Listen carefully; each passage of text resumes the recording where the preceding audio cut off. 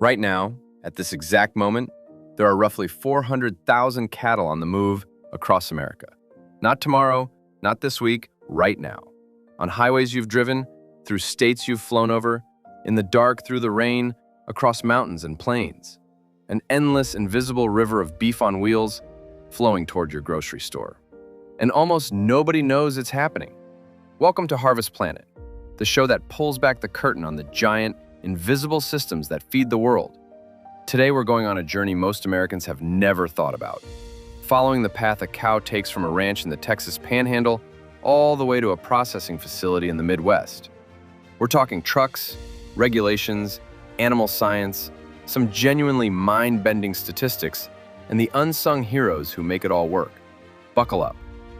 To understand cattle transport, you first have to understand where cattle are. The United States has roughly 86 million cattle at any given time, making it one of the largest herds in the world, and they are not evenly distributed. Texas leads with somewhere around 13 million head. Nebraska, Kansas, Oklahoma, Missouri, these are the backbone states of American beef. The Great Plains exist, in part, because they are one of the most efficient cattle-growing regions on Earth. Here's how the system basically works. A cow-calf operation, your classic ranch, raises calves until they're somewhere between 600 and 800 pounds. At that point, the economics of running them on grass alone start to slow down. So they get sold, and they get moved, either to a stocker operation that grazes them a bit longer, or directly to a feedlot, where they'll gain the last few hundred pounds on a high-energy diet of corn and distiller's grains before heading to a processing plant. Every single one of those transitions involves a truck. Loading cattle is a genuine art form, and it matters more than you might think. Cattle are prey animals. They're attuned to stress. A bad loading experience, rough handling, loud noises, unfamiliar smells, spikes their cortisol, which actually affects meat quality. So handlers are trained to work calmly. Low-stress stockmanship, it's called. You work with the animal's natural flight zone, their instinct to move away from pressure. Done right, a full load of 30 cattle can be sorted, weighed, and loaded in under an hour. Before loading, cattle are often weighed and tagged. Every animal in the United States is supposed to have a form of identification, typically an RFID ear tag.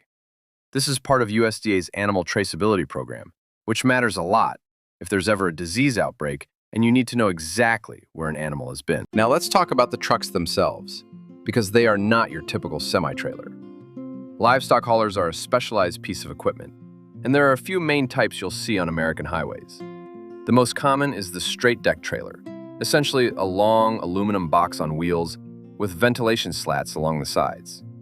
These typically haul somewhere between 28 and 44 cattle, depending on the weight class. Then there's the potbelly trailer, which has a distinctive curved belly section that creates two levels, a lower deck and an upper deck separated by that belly dip. These are brilliant for cabs and lighter stock because you can fit more animals vertically without the weight penalty of full double-deck designs. The floors are typically textured aluminum or have rubber mats to prevent slipping. There's a drainage system for waste. The ventilation, those long slats along the side, is absolutely critical. And we'll come back to that in a second. A fully loaded commercial livestock trailer with a semi-tractor weighs around 80,000 pounds. That's right at the federal highway weight limit. These things are maxed out.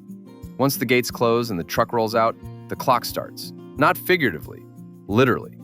Because transporting cattle in the United States is governed by a piece of legislation that's been on the books since 1873. It's called the 28-hour law, and it's exactly what it sounds like. If you're hauling cattle across state lines, you cannot keep them confined on a vehicle for more than 28 consecutive hours without stopping to unload them for feed, water, and rest, for a minimum of 5 hours. 28 hours sounds like a lot, and for most hauls, it's plenty. The average cattle transport in the U.S. covers somewhere between 200 and 500 miles, which at highway speeds takes 4 to 8 hours. But for long-haul runs, say moving stocker cattle from a ranch in South Texas to a feedlot in western Kansas, you can rack up 700, 800, even 1,000 miles. Those are the trips that brush up against that 28-hour limit. Let's talk about the people doing this work, because they are a specific breed of trucker. Livestock haulers don't just drive.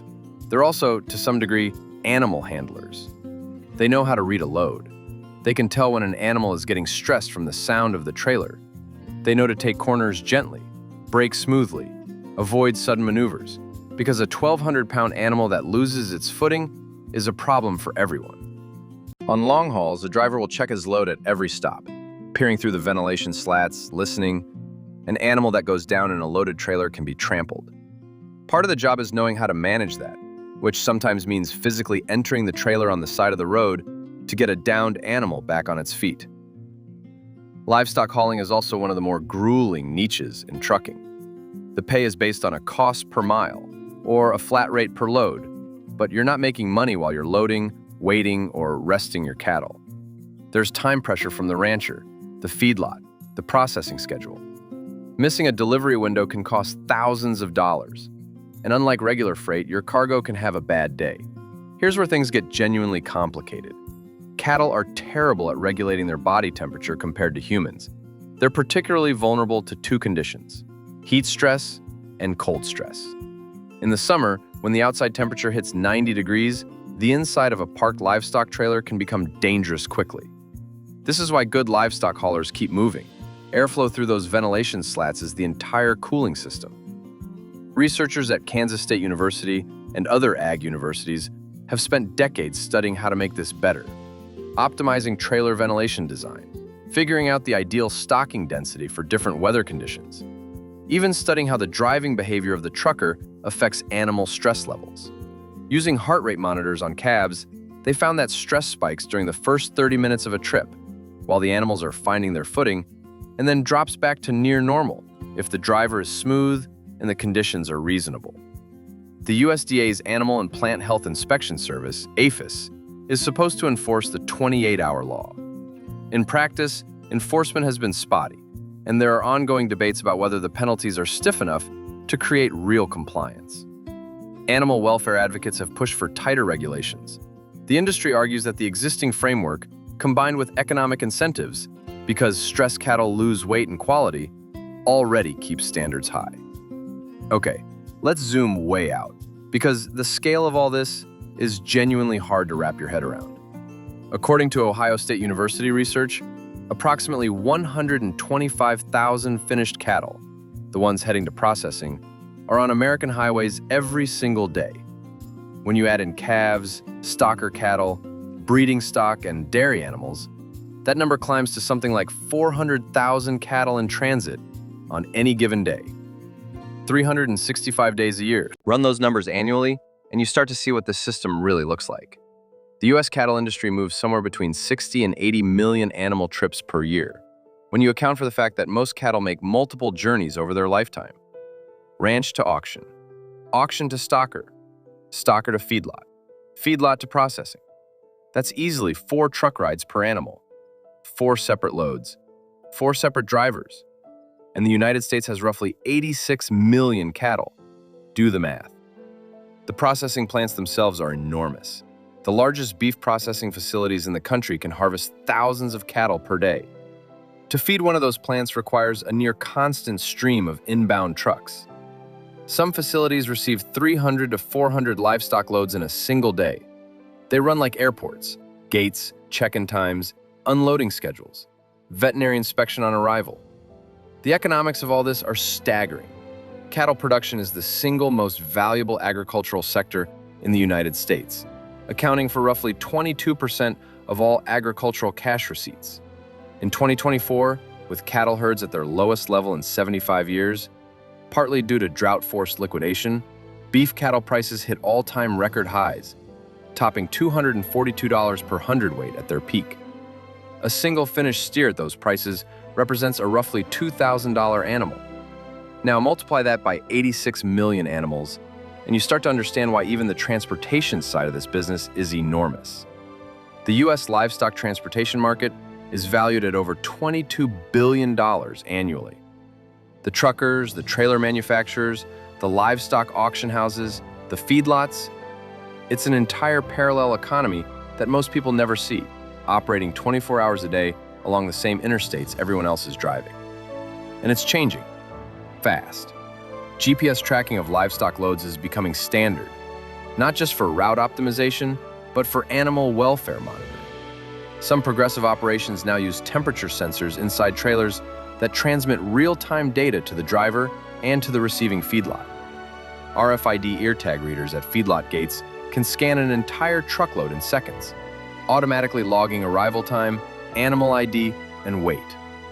There are even early-stage systems that use AI to analyze the sounds inside a trailer, the movement patterns, the vocalizations, and flag potential welfare issues before the driver would otherwise notice them. It sounds a little sci-fi, but remember, these animals are worth thousands of dollars each. When you have that kind of money on the hoof, technology adoption happens fast. Now, we'd be leaving something out if we didn't acknowledge the environmental side of this. Cattle transportation contributes meaningfully to greenhouse gas emissions. Researchers estimate that transport accounts for somewhere between 5 and 10% of total beef production emissions, with the majority coming from the diesel burned in all those semi-trucks. A single long-haul livestock run can burn 150 to 200 gallons of diesel. Interestingly, compared to other major beef-producing nations, the United States is actually fairly efficient in its transport system, partly because American feedlots are concentrated in the Central Plains, which reduces average haul distances. In countries like Brazil and Argentina, cattle operations can be far more spread out, with transport distances that dwarf typical American runs. Australia, which exports beef to 100-plus countries, including the US, ships live cattle on specialized vessels across open ocean, a completely different logistical challenge. We have it relatively straightforward. Here's the thing that keeps nagging at me about all this. You've driven past these trucks hundreds of times. You've probably been stuck behind one on the highway, crept past, maybe noticed the eyes of a cow looking out through the ventilation slats, and then you kept driving and probably forgot about it by the next exit. But behind those slats is one of the most complex, precisely engineered, and economically critical systems in American agriculture. It never stops. It doesn't take holidays.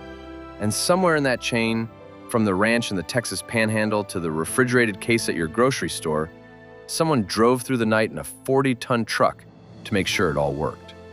The American food system is, when you really look at it, a jaw-dropping feat of coordination. Hundreds of thousands of individual decisions made every day by ranchers and truckers and feedlot managers and plant workers that somehow add up to beef on shelves from Maine to Hawaii. It's messy. It's imperfect.